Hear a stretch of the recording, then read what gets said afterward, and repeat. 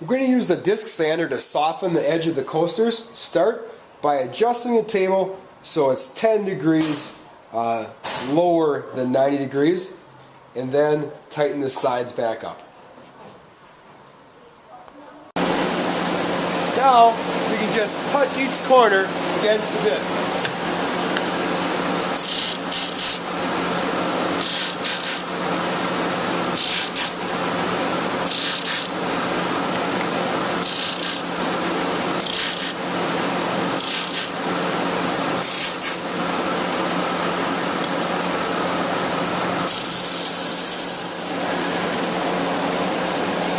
You'll see that the edges have a nice round to them now that we can just smooth off with the sander.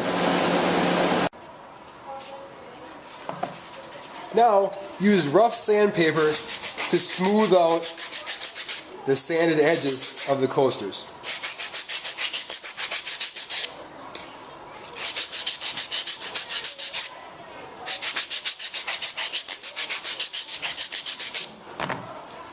After you're done rough sanding, come back with fine sandpaper and you can sand the faces as well as the edges of the coasters to prepare them for finish. Make sure that you sand with the grain.